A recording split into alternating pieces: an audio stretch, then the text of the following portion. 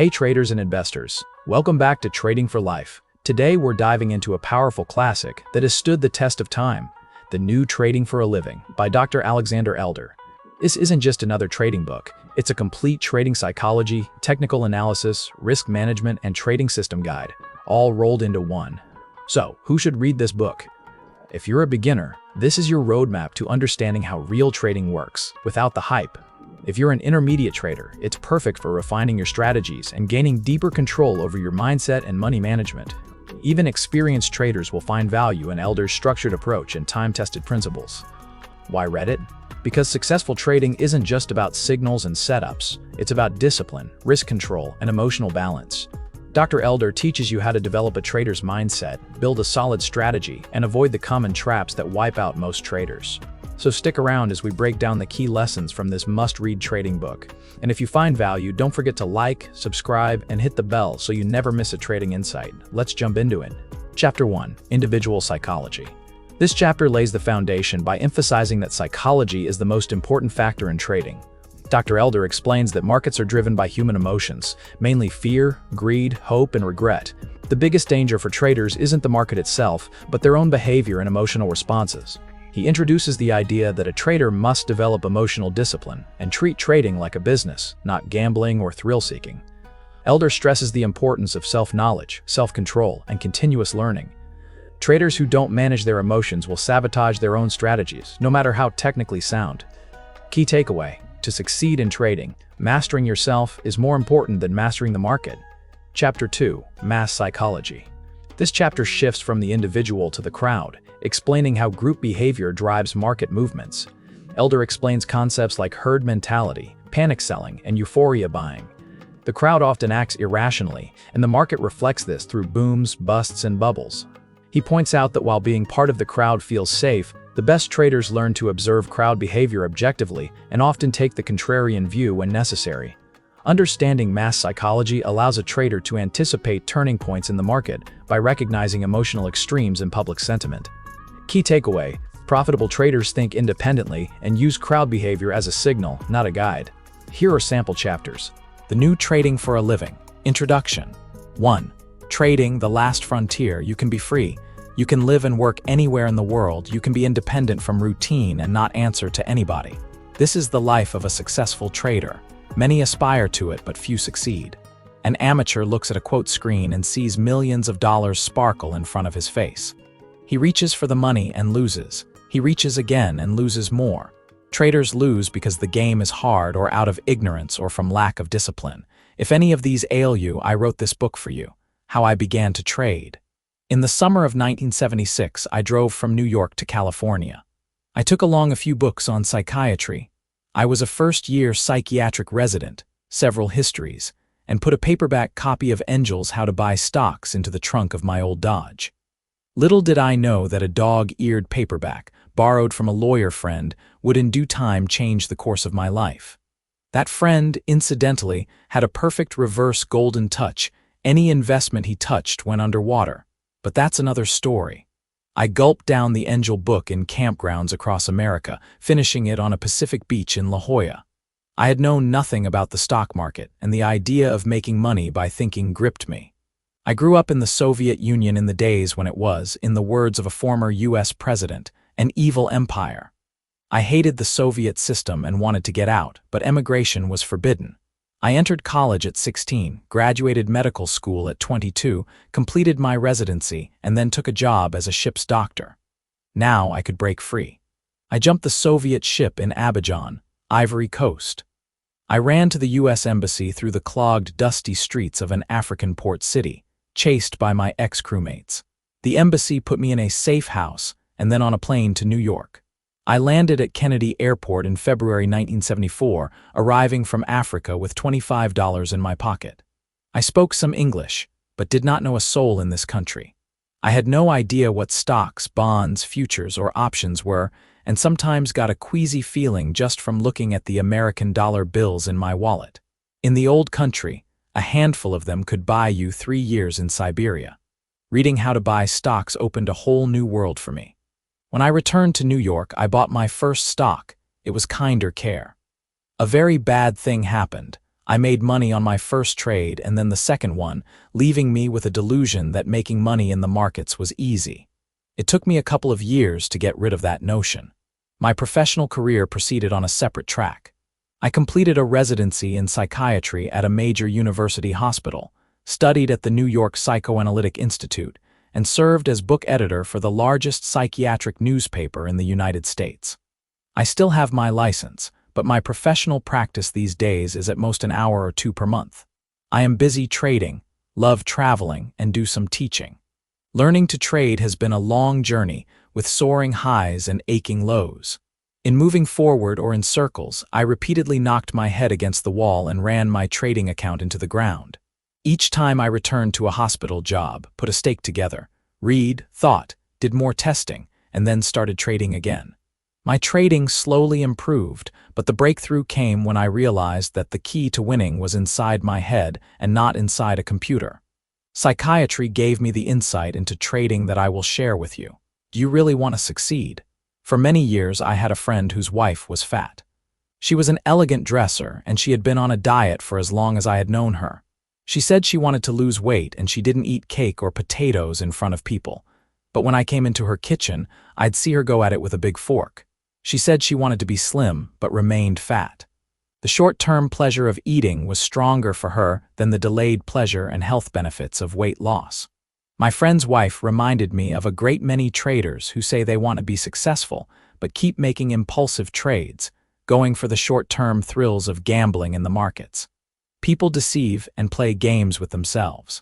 Lying to others is bad, but lying to yourself is hopeless. Bookstores are full of good books on dieting, but the world is still full of overweight people. This book will teach you how to analyze and trade the markets, control risks, and deal with your own mind. I can give you the knowledge. Only you can supply the motivation. And remember this, an athlete who wants to enjoy risky sports must follow safety rules. When you reduce risks, you gain an added sense of accomplishment and control. The same goes for trading. You can succeed in trading only if you handle it as a serious intellectual pursuit. Emotional trading is lethal. To help ensure success, practice defensive money management. A good trader watches his capital as carefully as a professional scuba diver watches his air supply. 2. Psychology is the key. Remember how you felt the last time you placed an order. Were you anxious to jump in or afraid of losing? Did you procrastinate before entering your order? When you closed out a trade, did you feel elated or humiliated? The feelings of thousands of traders merge into huge psychological tides that move the markets, getting off the roller coaster. The majority of traders spend most of their time looking for good trades. Once they enter a trade, they don't manage it, but either squirm from pain or grin from pleasure. They ride an emotional roller coaster and miss the essential element of winning, the management of their emotions. Their inability to manage themselves leads to poor risk management and losses. If your mind is not in gear with the markets, or if you ignore changes in mass psychology of crowds, you have no chance of making money trading. All winning professionals know the enormous importance of psychology. Most losing amateurs ignore it. Friends and students who know that I am a psychiatrist often ask whether this helps me as a trader. Good psychiatry and good trading have one important principle in common. Both focus on reality, on seeing the world the way it is. To live a healthy life, you have to live with your eyes open. To be a good trader, you need to trade with your eyes open, recognize real trends and turns, and not waste time or energy on fantasies, regrets, and wishful thinking. A man's game. Brokerage house records indicate that most traders are male. The files of my firm, Eldercom, confirm that approximately 85 to 90% of traders are male. The percentage of women traders among my clients, however, has more than doubled since the original edition of Trading for a Living was written 20 years ago. The English language being what it is, he flows better than he or she, or jumping between the two pronouns. To make reading easier, I'll use the masculine pronoun throughout this book. Of course, no disrespect is intended to the many women traders. As a matter of fact, I find that the percentage of successful traders is higher among women. As a group, they tend to be more disciplined and less arrogant than men. How this book is organized. The 3 pillars of successful trading are psychology, market analysis, and risk management. Good record keeping ties them together. This book will help you learn the essentials of all these areas. Part 1 of this book will show you how to manage emotions in trading. I discovered this method while practicing psychiatry. It greatly improved my trading, and it can help you too. Part 2 will focus on crowd psychology of the markets. Mass behavior is more primitive than that of individuals. If you understand how crowds behave, you'll be able to profit from their mood swings instead of being swept up in their emotional tides. Part 3 will show how chart patterns reflect crowd behavior. Classical technical analysis is applied social psychology, like poll taking. Support, resistance, breakouts, and other patterns reflect crowd behavior. Part 4 will teach you modern methods of computerized technical analysis. Indicators provide a better insight into mass psychology than classical chart patterns. Trend-following indicators help identify market trends, while oscillators show when those trends are ready to reverse. Volume and open interest also reflect crowd behavior. Part 5 will focus on them as well as on the passage of time in the markets. Crowds have short attention spans, and a trader who relates price changes to time gains a competitive advantage. Part 6 will focus on the best tools for analyzing the stock market as a whole. They can be especially helpful for stock index futures and options traders. Part 7 will present several trading systems.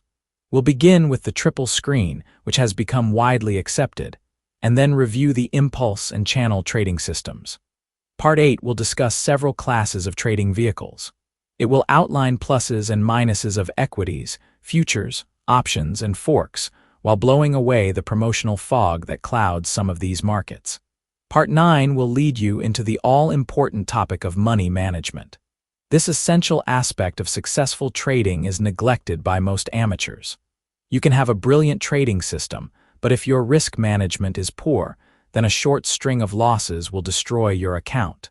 Armed with the iron triangle of risk control and other tools, you'll become a safer and more effective trader.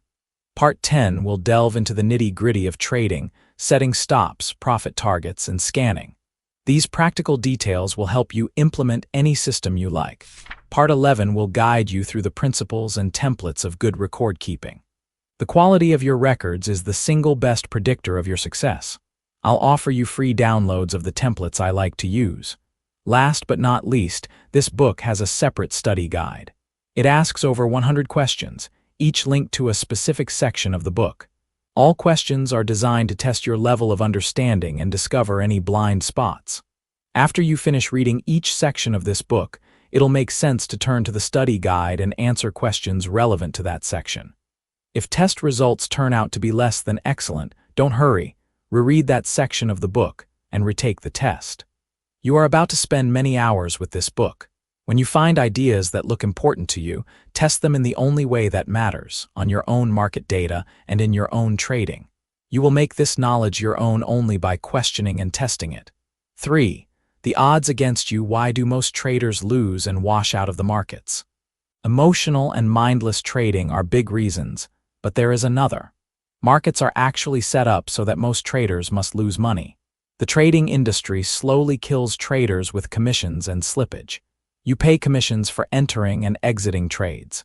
Slippage is the difference between the price at which you place your order and the price at which it gets filled.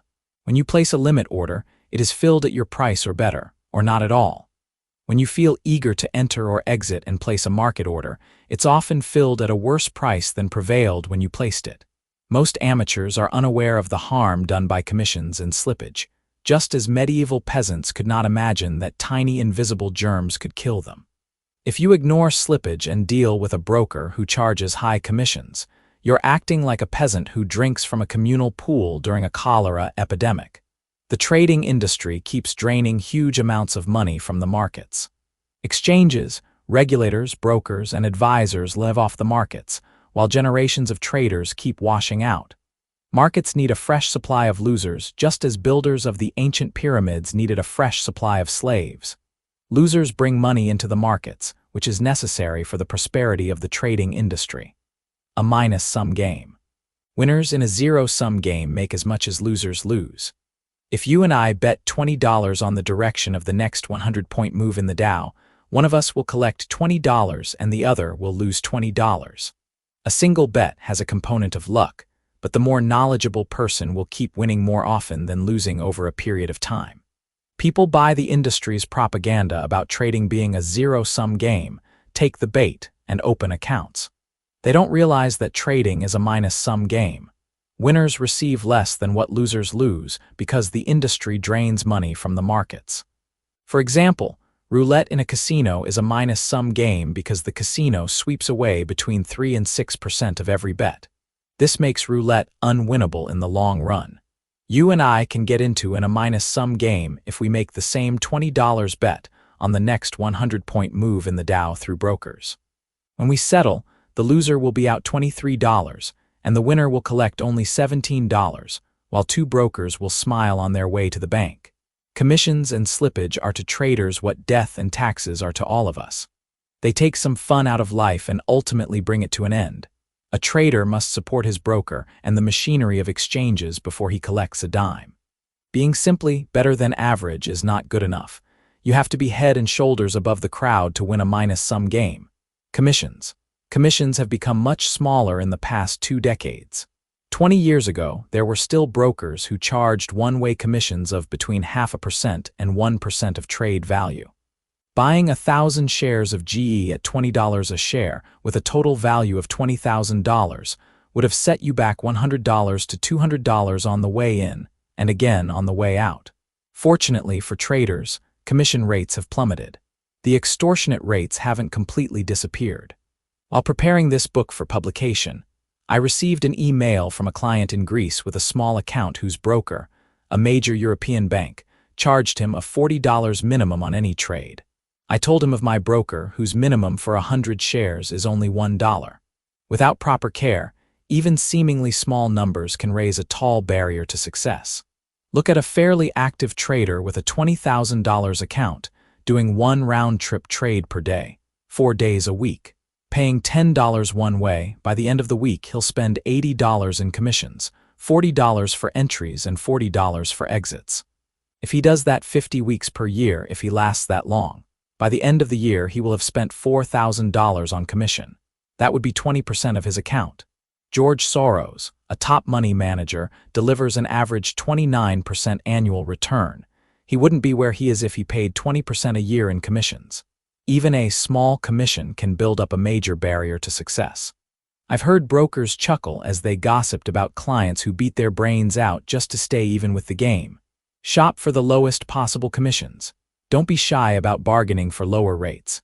I've heard many brokers complain about a shortage of customers, but not many customers complain about the shortage of brokers. Tell your broker it is in his best interest to charge you low commissions because you will survive and remain a client for a long time. Design a trading system that will trade less often. In my own trading, I maintain one major account with a broker who charges me $7.99 for unlimited size trades, and another with a broker who charges a penny a share, with a $1 minimum. When I trade expensive stocks, where I buy fewer than 800 shares, I give that order to the penny a share broker.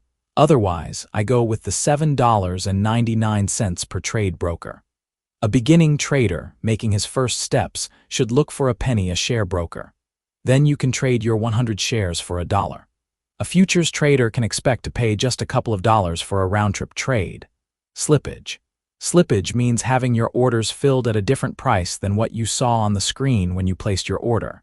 It is like paying 50 cents for an apple in a grocery store, even though the posted price is 49 cents.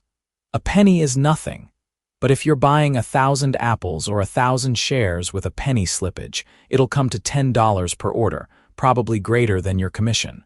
There are 2 main types of orders, market and limit. Your slippage depends on which of these types you use.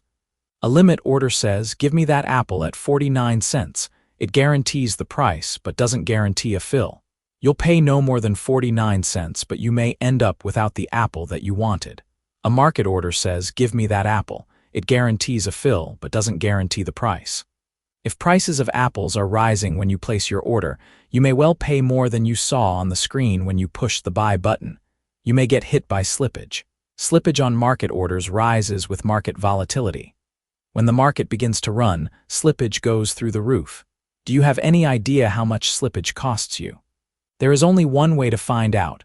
Write down the price at the time you placed a market order, compare it with your fill, and multiply the difference by the number of shares or contracts. Needless to say, you need a good record-keeping system, such as a spreadsheet with columns for each of the above numbers. We offer such a spreadsheet to traders as a public service at www.elder.com. You'll be reading Record This and Record That throughout this book. Remember that good record keeping is essential for your success. You have to keep an eye on your wins and an even sharper eye on your losses because you can learn much more from them. Here's a shocking number, which you can confirm by keeping good records. An average trader spends 3 times more on slippage than on commissions. Earlier, we talked about commissions raising a barrier to success. The barrier from slippage is 3 times higher. This is why, no matter how tempting a trade, you need to avoid buying at the market. You want to be in control and trade only at prices that suit you. There are thousands of stocks and dozens of futures contracts. If you miss a trade due to a limit order, there will be countless other opportunities. Do not overpay. I almost always use limit orders and resort to market orders only when placing stops. When a stop level gets hit, it becomes a market order. When a trade is flaming out, it's not the time to economize. Get in slow but get out fast. To reduce slippage, trade liquid, high-volume markets and avoid thinly traded stocks where slippage tends to be higher. Go long or short when the market is quiet and use limit orders to buy or sell at specified prices. Keep a record of prices at the time you placed your order. Demand your broker fight the floor for a better fill when necessary. Bid-ask spreads. Whenever the market is open, there are always 2 prices for any trading vehicle, a bid and an ask. A bid is what people are offering to pay for that security at that moment. An ask is what sellers are demanding in order to sell it. A bid is always lower, an ask higher, and the spread between them keeps changing. Bid-ask spreads vary between different markets and even in the same market at different times. Bid-ask spreads are higher in thinly traded vehicles, as the pros who dominate such markets demand high fees from those who want to join their party. The bid-ask spreads are likely to be razor thin, perhaps only 1 tick on a quiet day in an actively traded stock, future or option.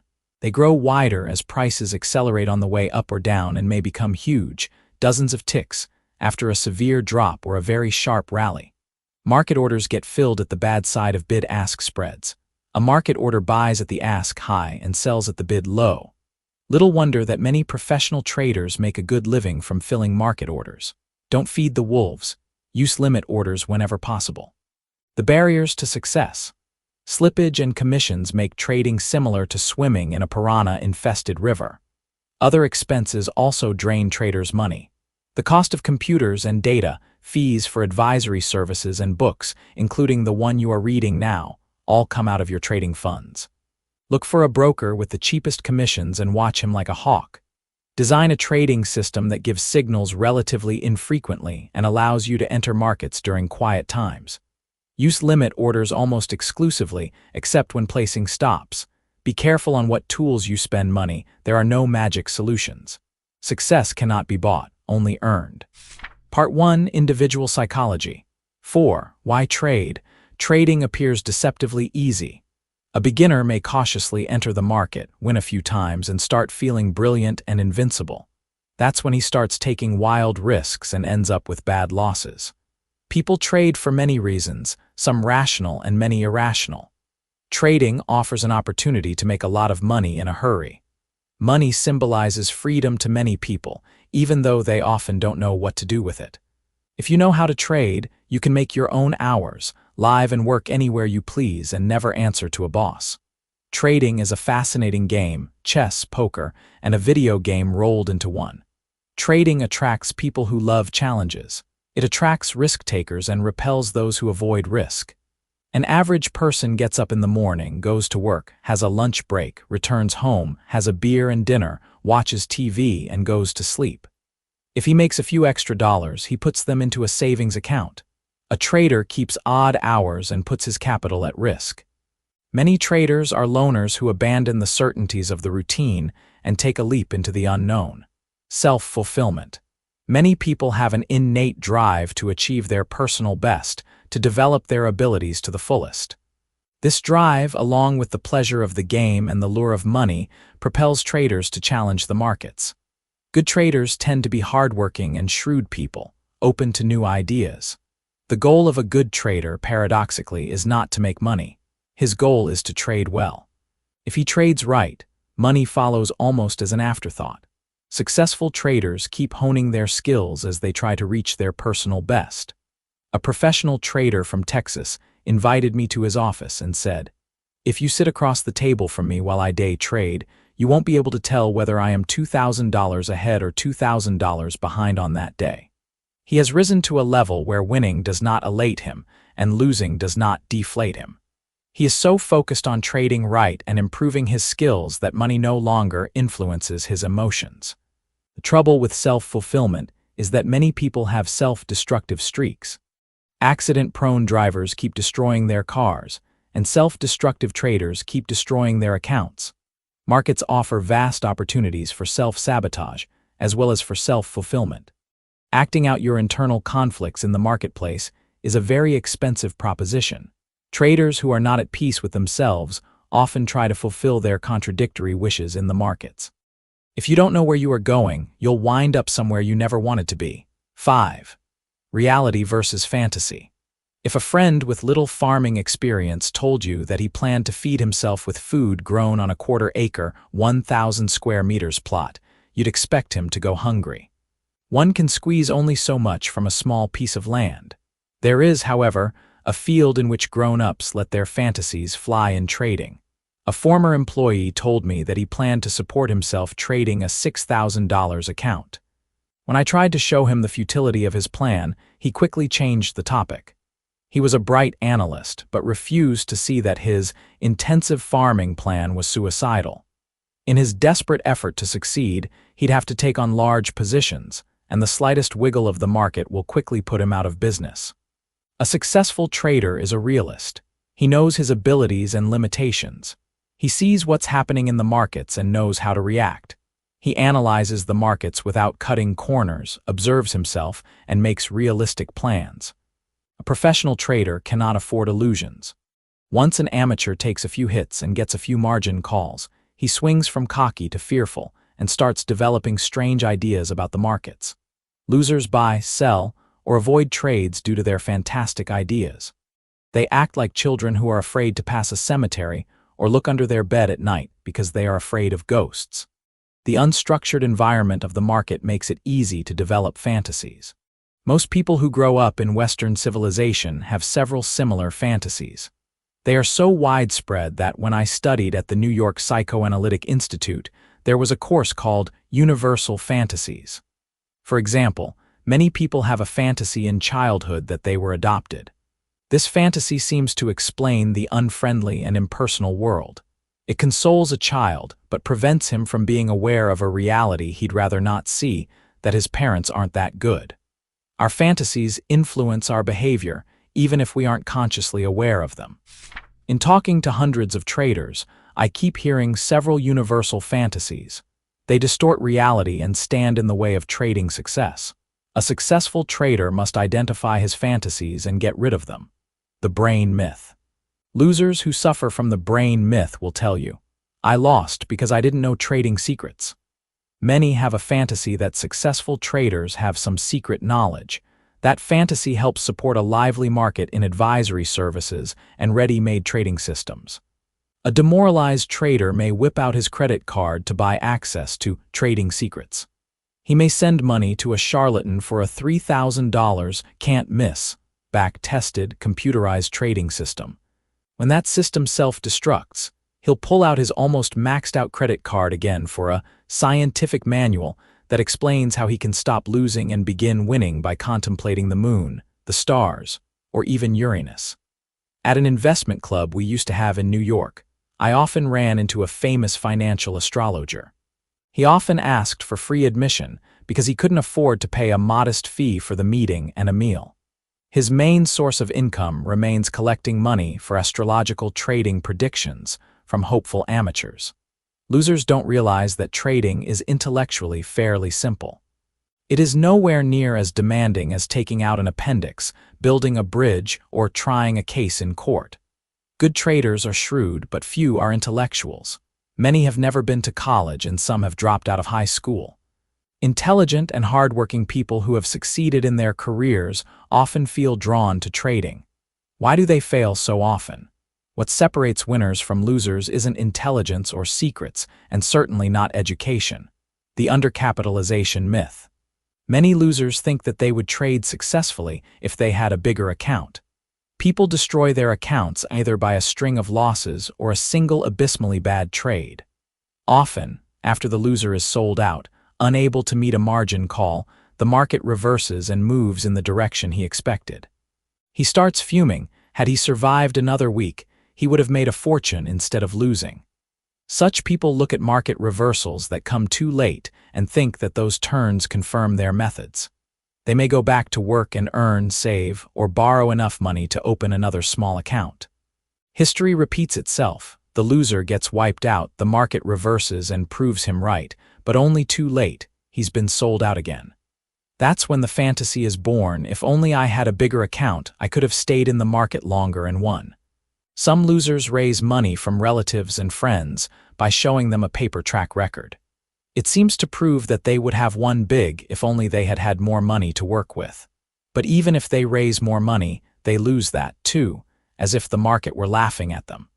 A loser is not undercapitalized, his mind is underdeveloped. A loser can destroy a big account almost as quickly as a small one. An acquaintance of mine once blew out over $200 million in a day. His broker sold him out, and then the market turned. He sued the broker and said to me, "If only I had a bigger account." Apparently, an account with $200 million wasn't big enough. A loser's true problem is not account size but overtrading and sloppy money management. He takes risks that are too big for his account size, however small or big. No matter how good his system may be, a streak of bad trades is sure to put him out of business. Amateurs neither expect to lose nor are prepared to manage losing trades. Calling themselves undercapitalized is a cop-out that helps them avoid two painful truths: their lack of a realistic money management plan and lack of discipline. A trader who wants to survive and prosper must control losses. You do that by risking only a tiny fraction of your equity on any single trade. See Section 9, Risk Management. Learn from cheap mistakes in a small account. The one advantage of a large trading account is that the price of equipment and services represents a smaller percentage of your money. The owner of $1 million fund who spends $5,000 on classes is only 0.5% behind the game. The same expenditure would represent a deadly 25% of equity for a trader with a $20,000 account. The autopilot myth. Traders who believe in the autopilot myth think that the pursuit of wealth can be automated. Some people try to develop an automatic trading system, while others buy systems from vendors. Men who have spent years honing their skills as lawyers, doctors, or businessmen plunk down thousands of dollars for canned competence. Most are driven by greed, laziness, and mathematical illiteracy. Systems used to be written on sheets of paper, but now they get downloaded on a computer. Some are primitive, others are elaborate, with built-in optimization and even money management rules. Many traders spend thousands of dollars searching for magic that will turn a few pages of computer code into an endless stream of money. People who pay for automatic trading systems are like medieval knights who paid alchemists for the secret of turning base metals into gold. Complex human activities do not lend themselves to automation. Computerized learning systems have not replaced teachers, and programs for doing taxes haven't created unemployment among accountants. Most human activities call for an exercise of judgment. Machines and systems can help but not replace humans. Had there been a successful automatic trading system, its purchaser could move to Tahiti and spend the rest of his life at leisure, supported by a stream of checks from his broker. So far, the only people who have made money from trading systems are their sellers. They form a small but colorful cottage industry. If their systems worked, why would they sell them? They could move to Tahiti themselves and cash checks from their brokers. Meanwhile, every system seller has a line. Some say they like programming better than trading. Others claim that they sell their systems only to raise capital or even out of love for humanity. Markets are always changing and defeating automatic trading systems. Yesterday's rigid rules will work less well today and will probably stop working tomorrow. A competent trader can adjust his methods when he detects trouble. An automatic system is less adaptable and self-destructs. Airlines pay high salaries to pilots despite having autopilots. They do it because humans can handle unforeseen events. When a roof blows off an airliner over the Pacific, or when a passenger jet loses both engines to a flock of geese over Manhattan, only a human can handle such crises. These emergencies have been reported in the press, and in each of them, experienced pilots manage to land their airliners by improvising solutions. No autopilot can do that.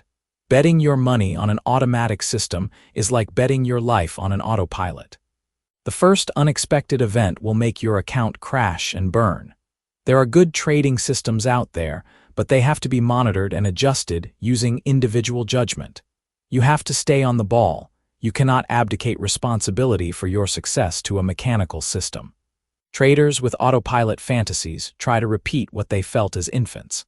Their mothers used to fulfill their needs for food, warmth, and comfort. Now they try to recreate the experience of passively lying on their backs and having profits flow to them like an endless stream of free, warm milk. The market is not your mother. It consists of tough men and women who look for ways to take money from you rather than pouring warm milk into your mouth. The cult of personality. Most people pay lip service to their wish for freedom and independence, but when they come under pressure, they change their tune and start looking for strong leadership.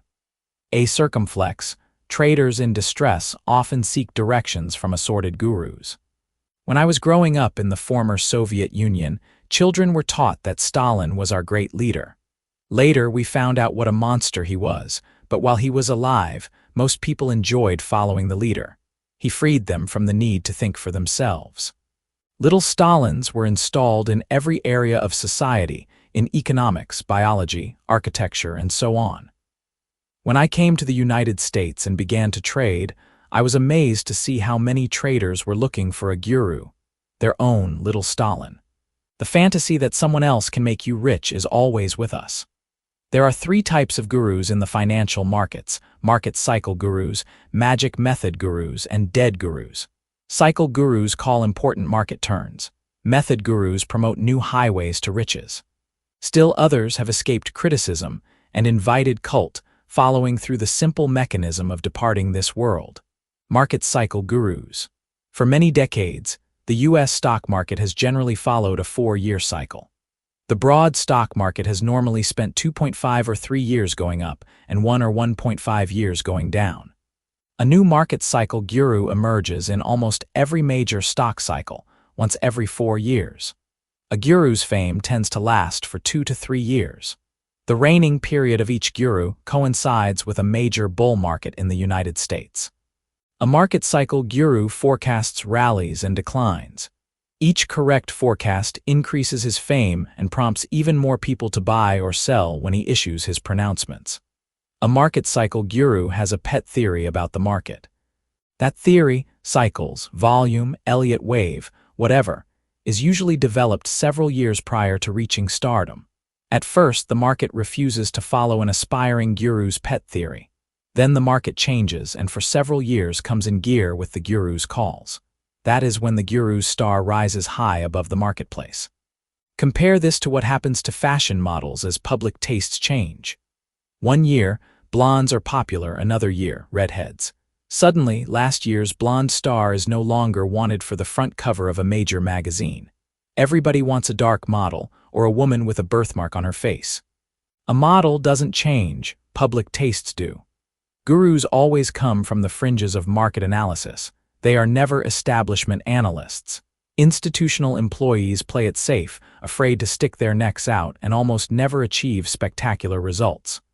A market cycle guru is an outsider with a unique theory. A guru remains famous for as long as the market behaves according to his theory, usually for less than the duration of one 4-year market cycle. At some point, the market changes and starts marching to a different tune. A guru continues to use old methods that worked so well in the past and loses his following. When the guru's forecasts stop working, public admiration turns to hatred. It's impossible for a discredited market cycle guru to return to stardom.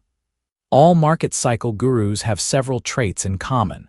They become active in the forecasting business several years prior to reaching stardom. Each has a unique theory, a few followers, and some credibility conferred by sheer survival in the advisory business. The fact that each guru's theory did not work for a number of years is ignored by his followers. When the theory becomes correct, the mass media take notice. When a theory stops working, mass adulation turns to hatred. When you recognize that a successful new guru is emerging, it may be profitable to jump on his bandwagon. It's even more important to recognize when a guru has reached his peak. All gurus crash, and by definition, they crash from the height of their fame. When a guru becomes accepted by the mass media, it's a good sign that he has reached his crest. The mainstream media is wary of outsiders. When several mass magazines devote space to a hot market guru, you know that his end is near. Mass psychology being what it is, new gurus will continue to emerge. Magic method gurus. While cycle gurus are creatures of the stock market, method gurus are more prominent in the derivatives markets. A method guru erupts on the financial scene after discovering a new analytic or trading method. Traders always look for an edge, an advantage over fellow traders. Like knights shopping for swords, they are willing to pay handsomely for their trading tools.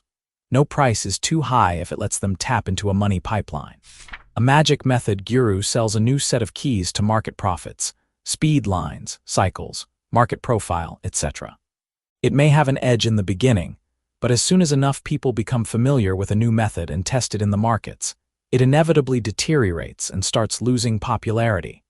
Markets are forever grinding down each method's edge, and what worked yesterday is less likely to work today and highly unlikely a year from now.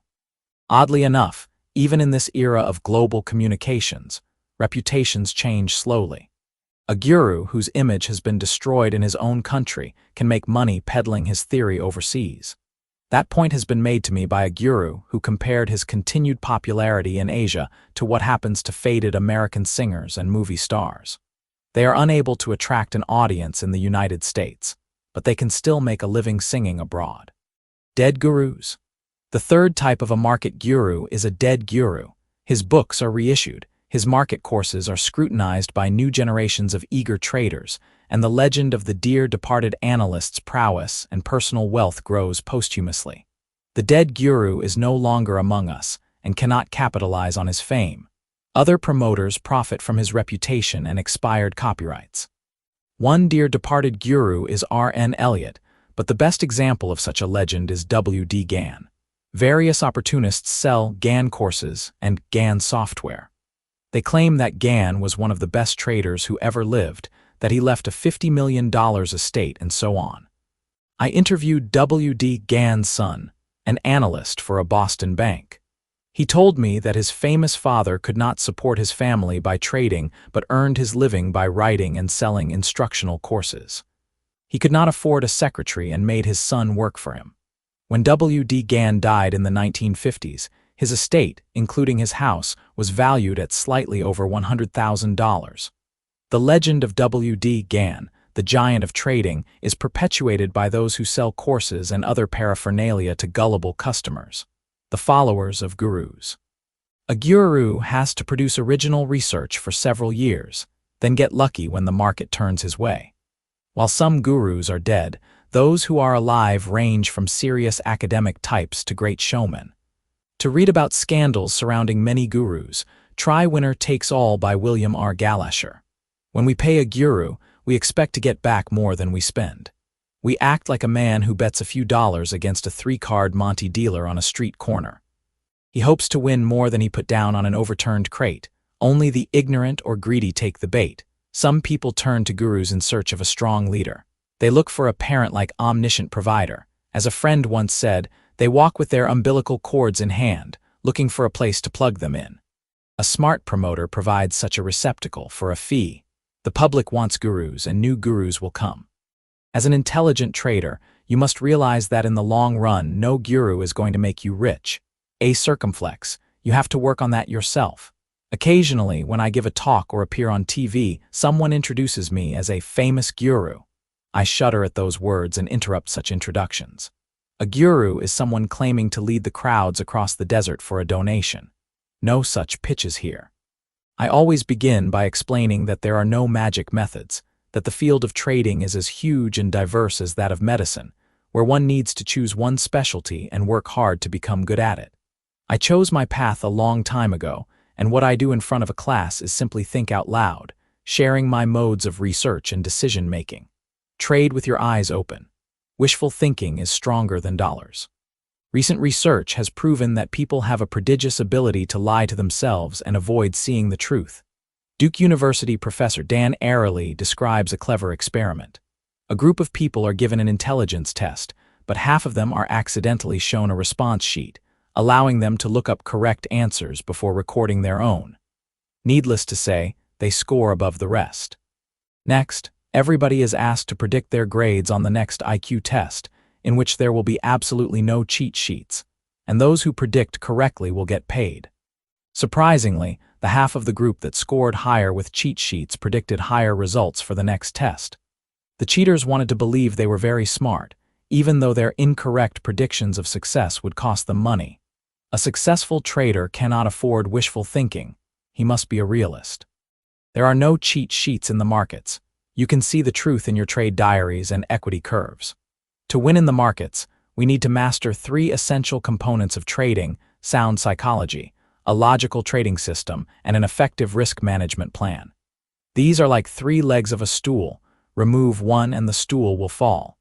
It is a typical beginner mistake to focus exclusively on indicators and trading systems. You have to analyze your feelings as you trade to make sure that your decisions are sound. Your trades must be based on clearly defined rules. You have to structure your money management so that no string of losses can kick you out of the game. 6. Self-destructiveness. Trading is a very hard game. A trader who wants to win and remain successful in the long run has to be extremely serious about his craft. He cannot afford to be naive or to trade because of some hidden psychological agenda. Unfortunately, trading often appeals to impulsive people, gamblers, and those who feel that the world owes them a living. If you trade for the excitement, you'll inevitably take trades with bad odds and accept needless risks. The markets are unforgiving, and emotional trading always results in losses. Gambling. Gambling means betting on games of chance or skill. It exists in all societies, and most people have gambled at some point in their lives. Freud believed that gambling was universally attractive because it was a substitute for masturbation. The repetitive and exciting activity of the hands, the irresistible urge, the resolutions to stop, the intoxicating quality of pleasure, and the feelings of guilt link gambling and masturbation. Dr. Ralph Greenson, a prominent California psychoanalyst, has divided gamblers into 3 groups: the normal person who gambles for diversion and who can stop when he wishes, the professional gambler, who selects gambling as his means of earning a livelihood, and the neurotic gambler, who gambles because he is driven by unconscious needs and is unable to stop. A neurotic gambler either feels lucky or wants to test his luck. Winning gives him a sense of power.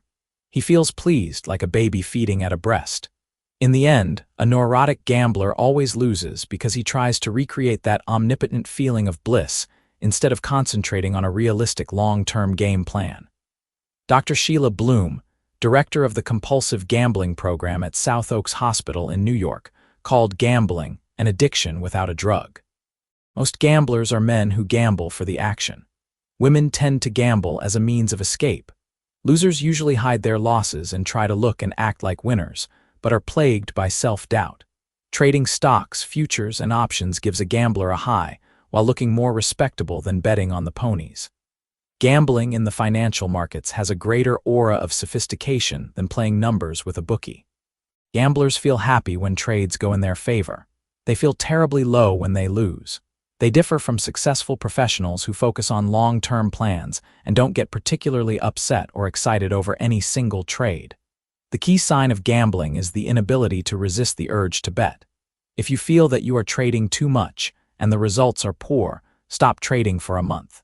This will give you a chance to reevaluate your trading. If the urge to trade is so strong that you cannot stay away from the action for a month, then it is time to visit your local chapter of Gamblers Anonymous or start using the principles of Alcoholics Anonymous, outlined later in this chapter. Self-sabotage. After practicing psychiatry for decades, I became convinced that most failures in life are due to self-sabotage. We fail in our professional, personal, and business affairs not because of bad luck or incompetence, but to fulfill an unconscious wish to fail. A brilliant friend of mine had a lifelong history of demolishing his success. As a young man, he was a successful pharmacist but lost his business, became a broker and rose near the top of his firm but was sued, turned to trading but busted out while disentangling himself from previous disasters. He blamed all his failures on envious bosses, incompetent regulators, and an unsupportive wife. Finally, he hit bottom. He had no job and no money. He borrowed a quote terminal from another busted-out trader and raised capital from a few people who had heard that he had traded well in the past. He started making money for his pool, and as the word spread, more people invested. My friend was on a roll. At that point, he went on a speaking tour of Asia but continued to trade from the road. He took a side trip into a country famous for its brothels, leaving a very large open position in bond futures with no protective stop. By the time he returned to civilization, the market had staged a major move and his pool was wiped out. Did he try to figure out his problem? To learn? No, he blamed his broker. Afterwards, I helped him get an attractive job at a major data company, but there he began to bite the hands that fed him and was fired. In the end, this brilliant man was going door to door, selling aluminum siding, while others made money using his techniques. When traders get in trouble, they tend to blame others, bad luck, or anything else. It hurts to look within yourself for the cause of your failure. A prominent trader came to me for a consultation. His equity was being demolished by a rally in the US dollar, in which he was heavily short. He had grown up fighting an abusive and arrogant father. He had made a name for himself by betting large positions on reversals of established trends. This trader kept adding to his short position because he could not admit that the market, which represented his father, was bigger and stronger than he was. These are just two examples of how people act out their self-destructive tendencies. We sabotage ourselves by acting like impulsive children rather than intelligent adults. We cling to our self-defeating patterns. They can be treated. Failure is a curable disease. The mental baggage from childhood can prevent you from succeeding in the markets. You have to identify your weaknesses and work to change. Keep a trading diary. Write down your reasons for entering and exiting every trade. Look for repetitive patterns of success and failure. The demolition derby. All society members make small allowances to protect one another from the consequences of their mistakes. When you drive, you try to avoid hitting other cars and they try to avoid hitting you. If someone cuts in front of you on a highway, you may curse, but you will slow down. If someone swings open the door of a parked car, you swerve. You avoid collisions because they are costly for both parties. Almost all professions provide safety nets for their members. Your bosses, colleagues, and clients will warn you when you behave badly or self-destructively. There is no such safety net in trading, which makes it more dangerous than most human endeavors. The markets offer endless opportunities to self-destruct. Buying at the high point of the day is like swinging your car door open into the traffic. When your order to buy reaches the floor, traders rush to sell to you, to tear off your door along with your arm. Other traders want you to fail because when you lose, they get your money. Markets operate without normal human helpfulness. Every trader gets hit by others. Every trader tries to hit others. The trading highway is littered with wrecks. Trading is the most dangerous human endeavor short of war, controlling self-destructiveness. Most people go through life making the same mistakes decade after decade. Some structure their lives to succeed in one area, while acting out their internal conflicts in another. You need to be aware of your tendency to sabotage yourself. Stop blaming your losses on bad luck or on others, and take responsibility for your results. Start keeping a diary, a record of all your trades with reasons for entering and exiting them. Look for repetitive patterns of success and failure. Those who don't learn from the past are condemned to repeat it. A trader needs a psychological safety net the way a mountain climber needs his survival gear. I found the principles of Alcoholics Anonymous, outlined below, to be of great help at an early stage of trader development. Strict money management rules also provide a safety net, while the diary helps you learn from your mistakes as well as successes. 7. Trading psychology. Your success or failure as a trader depends on your emotions. You may have a brilliant trading system, but if you feel arrogant, frightened, or upset, your account is sure to suffer. If you become aware of fear, greed, or a gambler's high, close your trades. In trading, you compete against the sharpest minds in the world. Commissions and slippage slant the field against you.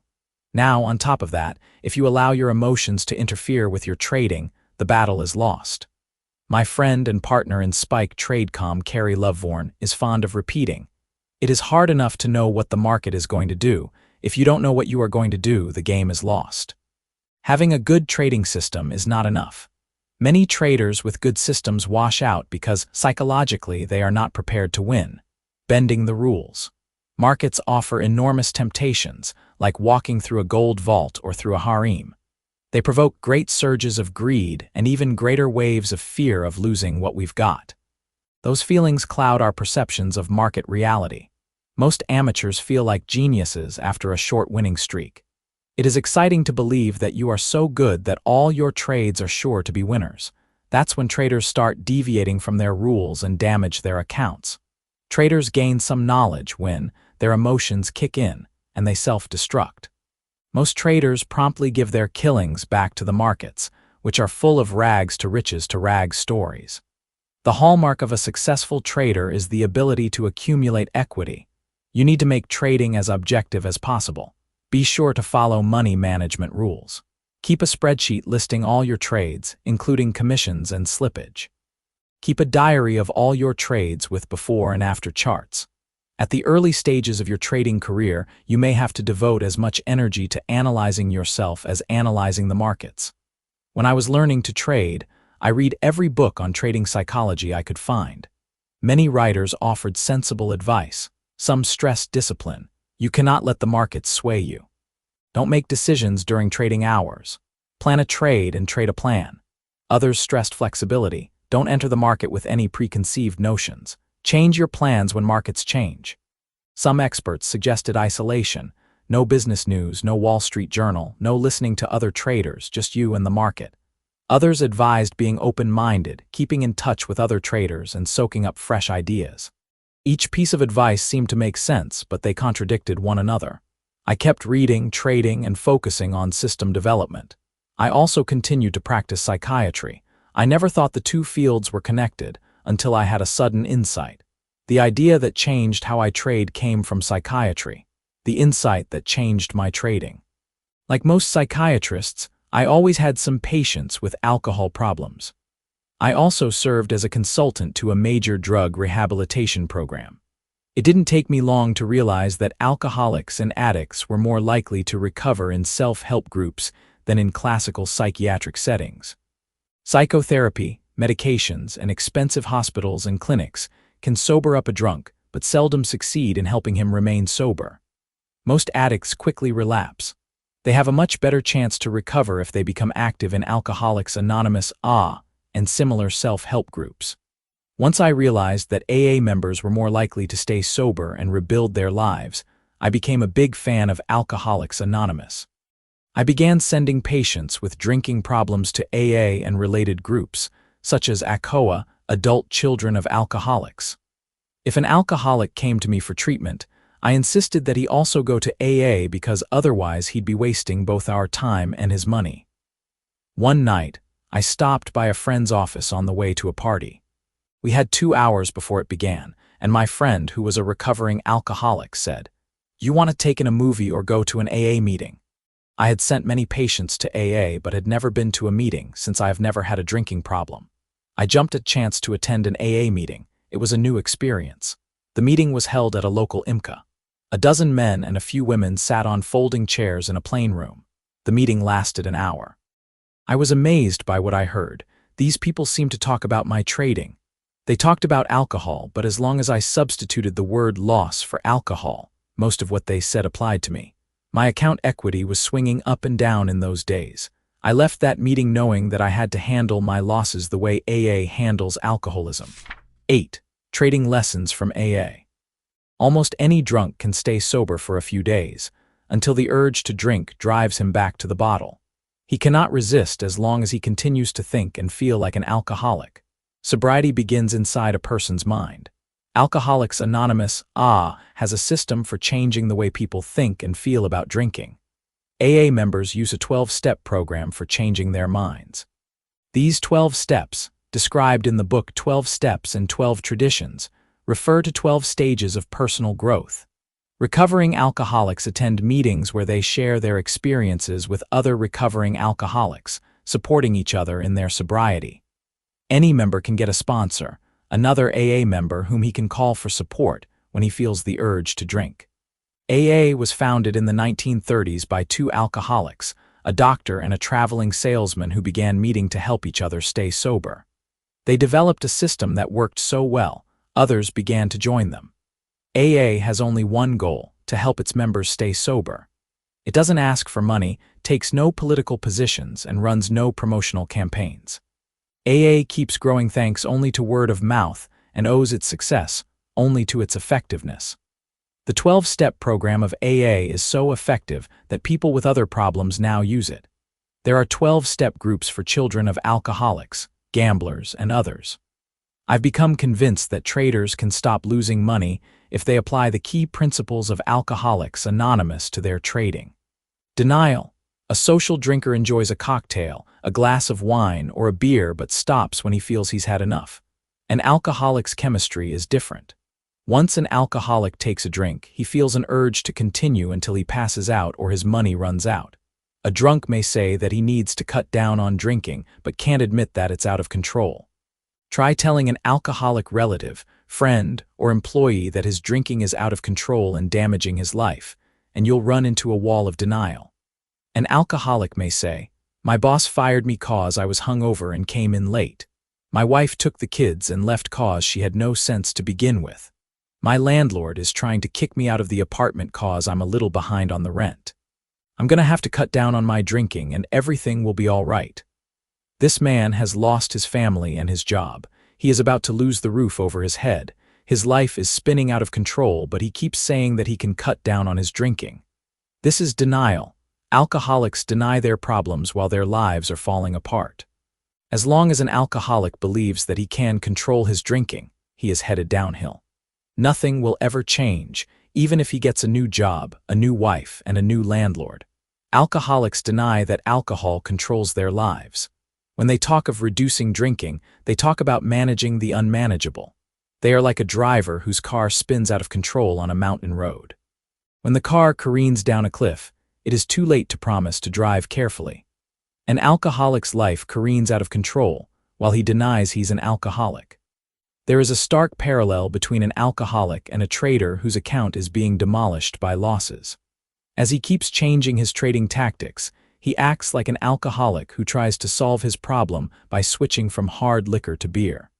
A loser denies that he's lost control over his trading life. Rock bottom. A drunk can begin his journey to recovery only after he admits that he is an alcoholic. He must see that alcohol controls his life and not the other way around. Most drunks cannot accept this painful truth. They can face it only after they hit rock bottom. Some alcoholics hit rock bottom when they develop a life-threatening illness. Others hit it after being rejected by their family or losing a job. An alcoholic needs to sink to a point so low, so deep down in the gutter, so unbearably painful that it finally penetrates his denial. The pain of hitting rock bottom makes an alcoholic see how deep he has sunk. He sees a simple, stark choice: either turn his life around or die. Only then is an alcoholic ready to begin his journey to recovery. Prophets give traders an emotional high and a feeling of power.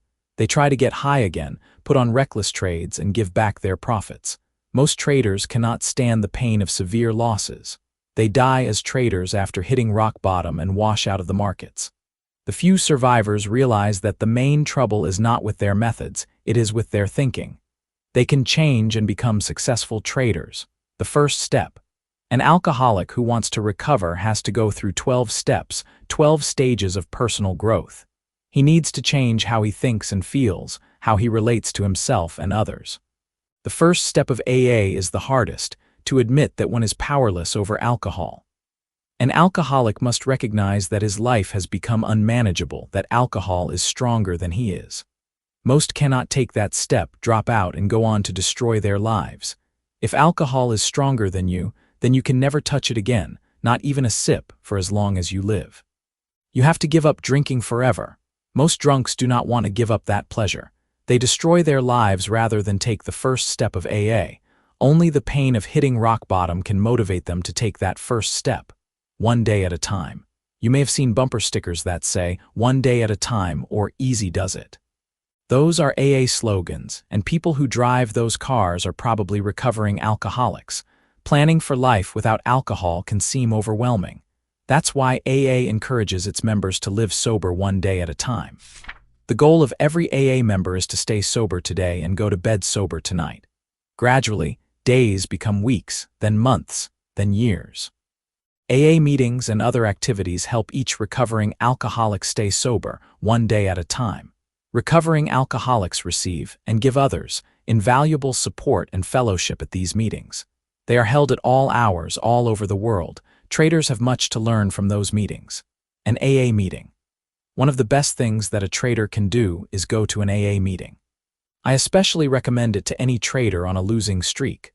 Call Alcoholics Anonymous and ask about the next open meeting or beginners meeting in your area. A meeting lasts about an hour. You can sit in the back of the room and listen carefully. There is no pressure to speak, and nobody asks for your last name. Each meeting begins with a long-term member getting up and speaking about his or her personal struggle for recovery from alcoholism. Several other members share their experiences. There is a collection to cover expenses. Give $1 if you like. All you have to do is listen carefully, and every time you hear the word alcohol, substitute the word loss for it. You will feel as if the people in the meeting are talking about your trading. 9. Losers Anonymous. A social drinker enjoys an occasional drink, but an alcoholic craves alcohol. He denies that alcohol controls and destroys his life until he reaches a personal crisis. It may be a life-threatening illness, unemployment, abandonment by the family, or another unbearably painful event. AA calls it hitting rock bottom. The pain of hitting rock bottom punctures an alcoholic's denial. He sees a stark choice, to drown or to come up for air. His first step to recovery is to admit that he is powerless over alcohol. A recovering alcoholic can never drink again. Loss is to a loser what alcohol is to an alcoholic. A small loss is like a single drink. A big loss is like a bender. A series of losses is like an alcoholic binge. A loser keeps switching between different markets, gurus, and trading systems. His equity shrinks while he is trying to recreate the pleasurable sensation of winning. Losing traders think and act like alcoholics, except that their speech is not slurred. The two groups are so similar that you can predict what a loser will do by using alcoholics as a model. Alcoholism is a curable disease, and so is losing. Losers can change by using the principles of Alcoholics Anonymous. The urge to trade. Successful traders treat drawdowns the way social drinkers treat alcohol. They have a little and stop. If they take several losses in a row, they take that as a signal that something isn't working. Perhaps their system isn't in gear with the current market environment. It's time for a break and a fresh look at the markets. Losers, on the other hand, cannot stop. They keep trading because they are addicted to the excitement of the game and keep hoping for a big win. A prominent trading advisor who has since busted out wrote that to him, the pleasure of trading was higher than that of sex or flying jet aircraft. Just as alcoholics proceed from social drinking to drunkenness, losers take bigger and bigger risks. They cross the hugely important line, the one between taking a business risk and gambling. Many losers don't even know that line exists. Losers feel the urge to trade, just as alcoholics feel the urge to drink. They make impulsive trades, go on trading binges, and try to trade their way out of a hole. Losers bleed money from their accounts. Most of them bust out, but some turn to managing other people's money after losing their own. Still others sell advisory services, like burned-out drunks who wash glasses in a bar. Most losers hide their losses from themselves and from everyone else. They keep no records and throw away brokerage statements. A loser is like an alcoholic who doesn't want to know how many ounces of liquor he drank. Into the hole. A loser trades in a fog and doesn't know why he keeps losing. If he knew, he would have done something about it and become a winner. A loser tries to manage his trading the way an alcoholic tries to manage his drinking. Losers' desperate hopes for magic solutions help advisors sell their services to the public.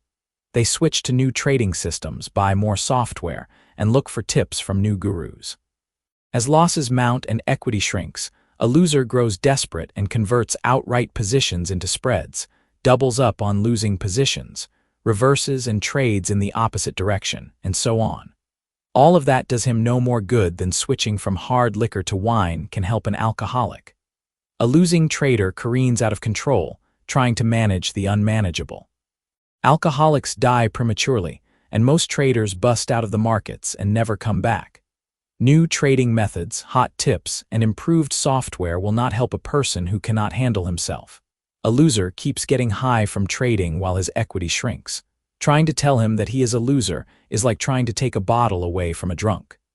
A loser has to hit rock bottom before he can begin to recover. You have to change how you think in order to stop losing and begin your recovery as a trader. Traders rock bottom. Hitting rock bottom feels horrible. It is painful and humiliating. You hit it when you lose money you cannot afford to lose. You hit it when you gamble away your savings. You hit it after you tell your friends how smart you are and later have to ask them for a loan.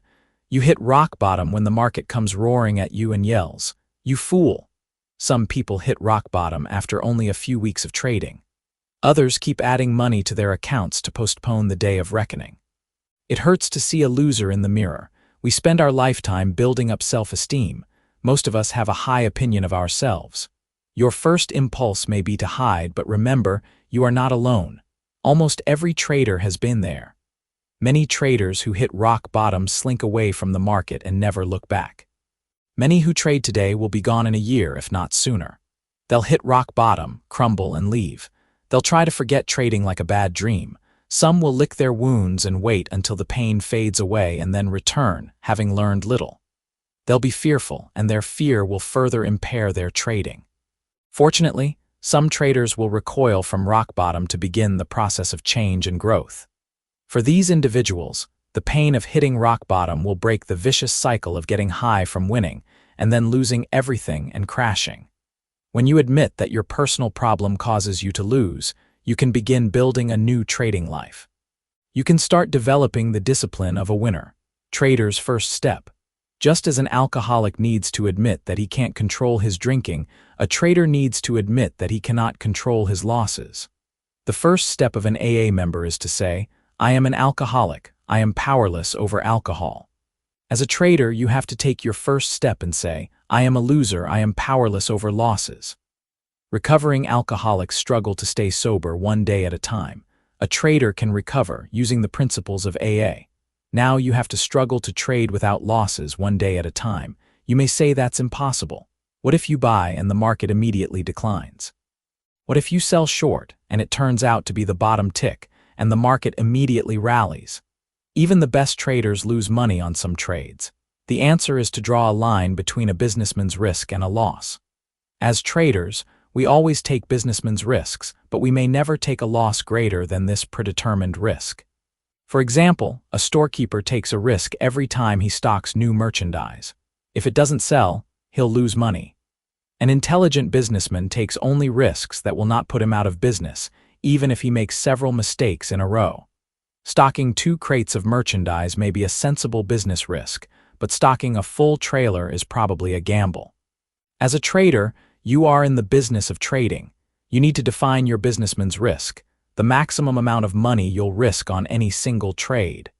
There is no standard dollar amount, just as there is no standard business. An acceptable businessman's risk depends, first of all, on the size of your trading account. It also depends on your trading method and pain tolerance. The concept of a businessman's risk will change the way you manage your money. See Section 9, Risk Management. The absolute maximum a trader may risk on any trade is 2% of his account equity. For example, if you have $30,000 in your account, you may not risk more than $600 per trade, and if you have $10,000, you may not risk more than $200. If your account is small, limit yourself to trading fewer shares, less expensive futures, or mini contracts. If you see an attractive trade, but a logical stop would have to be placed where more than 2% of equity would be at risk, pass on that trade. You may risk less, but you may never risk more. You must avoid risking more than 2% on a trade the way a recovering alcoholic avoids bars. A trader who blames high commissions on a broker and slippage on a floor trader gives up control of his trading life. Try to reduce both, but take responsibility for them. If you lose even $1 more than your businessman's risk, including commissions and slippage, you are a loser. Do you keep good trading records? Poor record keeping is a sure sign of a gambler. Good businessmen keep good records. Your trading records must show the date and price of every entry and exit, slippage, commissions, stops, all adjustments of stops, reasons for entering, objectives for exiting, maximum paper profit, maximum paper loss after a stop was hit, and any other data necessary to review and fully understand your trade later in the future. If you bail out of a trade within your businessman's risk, it is normal business. There is no bargaining, no waiting for another tick, no hoping for a change. Losing $1 more than your established businessman's risk is like getting drunk, getting into a brawl, getting sick to your stomach on your way home, and waking up in a gutter. You would never want that to happen. A meeting for one. When you go to an AA meeting, you'll see people who have not had a drink in years stand up and say, "Hello, my name is so-and-so and I am an alcoholic." Why do they call themselves alcoholics after years of sobriety? Because if they think they have beaten alcoholism, they will start drinking again. If a person stops thinking he is an alcoholic, he is free to take a drink, then another, and will probably end up in the gutter again. A person who wants to stay sober must remember that he is an alcoholic for the rest of his life. Traders would benefit from our own self-help organization. I'd call it Losers Anonymous. Why not Traders Anonymous? Because a harsh name helps focus attention on our self-destructive tendencies. After all, Alcoholics Anonymous doesn't call itself Drinkers Anonymous. As long as you call yourself a loser, you'll focus on avoiding losses. Several traders have argued against what they thought was the negative thinking of Losers Anonymous. A retired woman from Texas, a highly successful trader, described her approach. She is very religious, prays every morning, and then drives to an office where she actively trades. Whenever the market starts moving against her, she cuts her losses very fast because it would not please the Lord for her to lose his money. I thought that our methods were similar. The goal is to cut losses due to some objective, external rule. Trading within a businessman's risk is like living without alcohol. A trader has to admit that he is a loser, just as a drunk has to admit that he is an alcoholic. Then he can begin his journey to recovery. This is why every morning before trading I suggest saying, "Good morning, my name is so-and-so and I am a loser. I have it in me to do serious financial damage to my account." This is like an AA meeting. It keeps your mind focused on the first principles. Even if you take thousands of dollars out of the market today, tomorrow you say, "Good morning, my name is so-and-so and I am a loser." A friend of mine joked, "When I sit in front of my quote screen in the morning, I say, 'My name is John, and I'm gonna rip your throat out.'" His thinking generates tension. Losers Anonymous thinking generates serenity. A trader who feels serene and relaxed can focus on looking for the best and safest trades. When a sober man and a drunk enter a race, you know who is more likely to win. A drunk may win once in a while, but the sober man is the one to bet on. You want to be the sober man in that race. 10. Winners and losers. We come to trading from different walks of life and bring along our mental baggage. Many of us find that, when we act in the market the way we do in our everyday life, we lose money. Most of all, your success or failure depends on your ability to use intellect rather than act emotionally. A trader who feels overjoyed when he wins and depressed when he loses is at the mercy of market moves and cannot accumulate equity. To be a winner in the market, you must act coolly and responsibly. The pain of losing drives people to look for magic methods. At the same time, they discard much of what is useful in their professional or business backgrounds.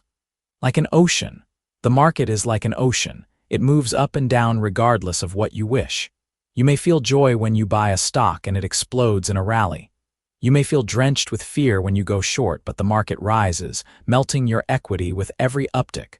Those feelings have nothing to do with the market. They exist only inside of you. The market doesn't know you exist. You can do nothing to influence it. The ocean doesn't care about your welfare, but it has no wish to hurt you either. You can only control your behavior. A sailor cannot control the ocean, but he can control himself.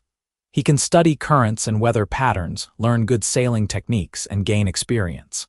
He can learn when to sail and when to stay in the harbor. A successful sailor uses his intelligence.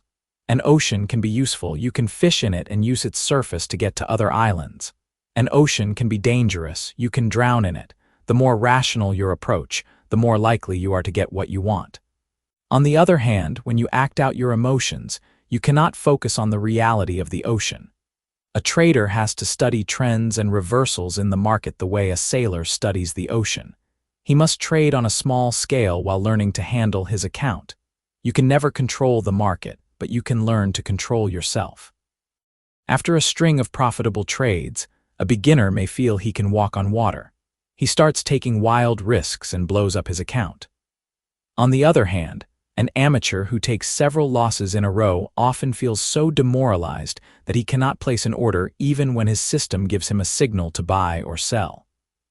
If trading makes you feel elated or frightened, you cannot fully use your intellect. When joy sweeps you off your feet, you will make irrational trades and lose. When fear grips you, you'll miss profitable trades. A sailor whose boat is being battered by ocean winds battens his sails, reduces sail area. The first remedy for a trader battered by the market is to reduce the size of his trades. Trade small while you're learning or when feeling stressed.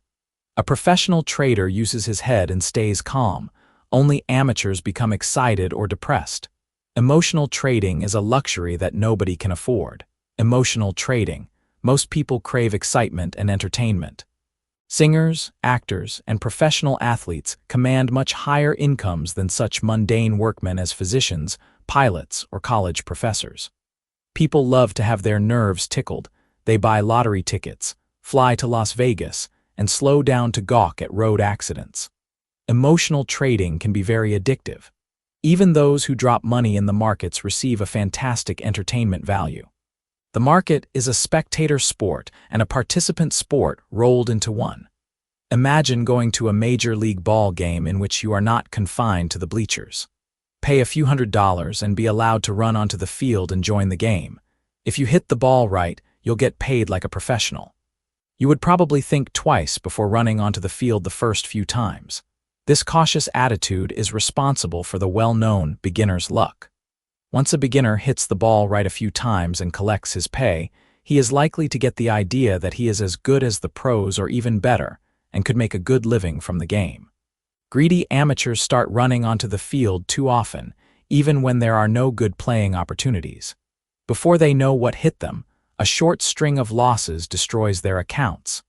The market is among the most entertaining places on the face of the earth, but emotional decisions are lethal. If you ever go to a racetrack, turn around and watch the humans instead of horses. Gamblers stomp their feet, jump up and down, and yell at horses and jockeys. Thousands of people act out their emotions. Winners embrace, and losers tear up their tickets in disgust. The joy, the pain, and the intensity of wishful thinking are caricatures of what happens in the markets. A cool handicapper who makes his living at the track does not get excited, yell, or bet the bulk of his roll on a single race, or even in a single day. Casinos love drunks. They pour gamblers free drinks to make them more emotional and gamble more. Casinos also throw out calm and intelligent card counters. There is less free liquor on Wall Street than in a casino, but at least here, they do not throw you out for being a good trader. In charge of your life. When a monkey hurts its foot on a tree stump, he flies into a rage and kicks the piece of wood. You laugh at a monkey, but do you laugh at yourself when you act like him?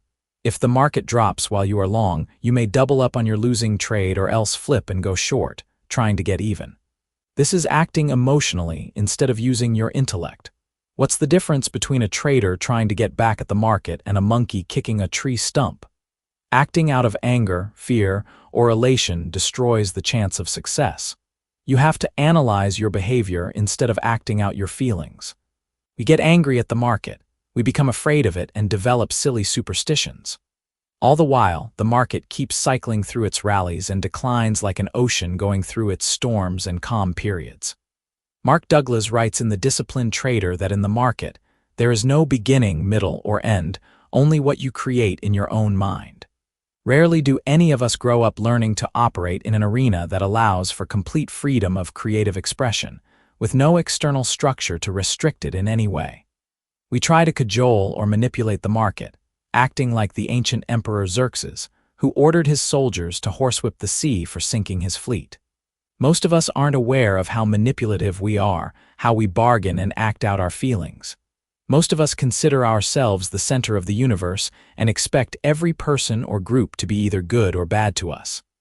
This does not work in the market, which is completely impersonal. Leston Havens, a Harvard University psychiatrist, wrote, "Cannibalism and slavery are probably the oldest manifestations of human predation and submission. Although both are now discouraged, their continued existence in psychological forms demonstrates that civilization has achieved great success in moving from the concrete and physical to the abstract and psychological, while persisting in the same purposes. Parents threaten their children, bullies hit them, and teachers try to bend their will in school. Little wonder that most of us grow up either hiding in a shell or learning how to manipulate others in self-defense. Acting independently doesn't feel natural to us, but that is the only way to succeed in the market." Douglas warns, if the market's behavior seems mysterious to you, it's because your own behavior is mysterious and unmanageable. You can't really determine what the market is likely to do next when you don't even know what you'll do next. Ultimately, the one thing you can control is yourself. As a trader, you have the power either to give yourself money or to give your money to other traders. He adds, the traders who can make money consistently approach trading from the perspective of a mental discipline. All of us have our own demons to exercise on the journey to becoming successful traders. Here are several rules that worked for me as I grew from a wild amateur into an erratic semi-professional and finally into a calm professional trader. You may change this list to suit your personality. 1. Decide that you are in the market for the long haul, that is, you want to be a trader even 20 years from now. 2. Learn as much as you can. Read and listen to experts, but keep a degree of healthy skepticism about everything. Ask questions and do not accept experts at their word. 3. Do not get greedy and rush to trade. Take your time to learn. The markets will be there, offering more good opportunities in the months and years ahead. 4. Develop a method for analyzing the market. That is, if A happens, then B is likely to happen. Markets have many dimensions. Use several analytic methods to confirm trades. Test everything on historical data and then in the markets, using real money. Markets keep changing. You need different tools for trading bull and bear markets and transitional periods, as well as a method for telling the difference. See the sections on technical analysis. 5. Develop a money management plan. Your first goal must be long-term survival, your second goal, a steady growth of capital, and your third goal, making high profits. Most traders put the third goal first and are unaware that goals 1 and 2 exist. See Section 9. Risk management. 6. Be aware that a trader is the weakest link in any trading system. Go to a meeting of Alcoholics Anonymous to learn how to avoid losses or develop your own method for cutting out impulsive trades. 7. Winners think, feel, and act differently than losers. You must look within yourself, strip away your illusions, and change your old ways of being, thinking, and acting. Change is hard, but if you want to be a professional trader, you have to work on changing and developing your personality. In order to succeed, you need drive, knowledge, and discipline. Money is important, but less so than any of those qualities. If you have enough drive to work through this book, you'll acquire much knowledge, and then we'll close the circle by returning to the topic of discipline in the final chapters.